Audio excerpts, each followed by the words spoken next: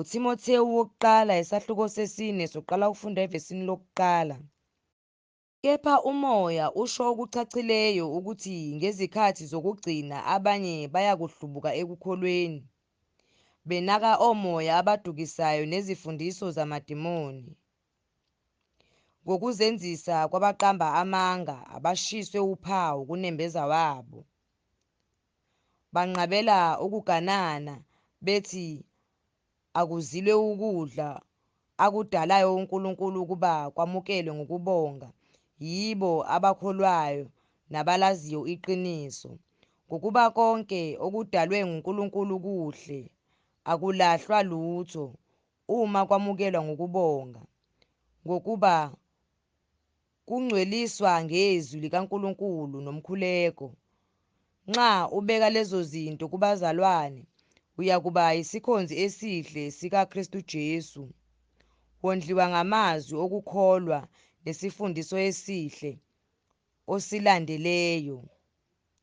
Kepha wale izinganekwane ezingcolileyo nezezalukazi, kepha zijwayeze ekumesabeni uNkulunkulu, ngokuba ukujwayeza umzimba kusiza ingcosana, kepha ukumesaba uNkulunkulu kusiza ezintweni zonke. Kunesithembiso salokho kuphila nalokho okuzayo.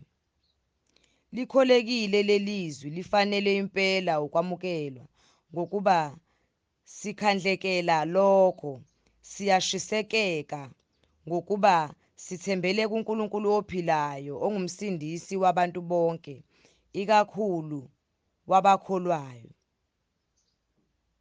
Woyala ngalezo zinto ufundise ngazo. Makungabikho muntu odelela ubusha bakho, kepha yiba isibonelo kwabakholwayo ngezwi, nangenkambo, nangothando, nangokukholwa, nangokuhlanzeka. Nakekela ukufunda nokuyala nokufundisa ngize ngifike. Ungasidebeseli isiphiwo esikuwe, owasiphiwa ngezwi lokuprofetha nangokubekwa izandla ngamalunga. Nakekela lezo zinto ume kuzo, ukuze ukuqhubeka kwakho kuqhame kubo bonke.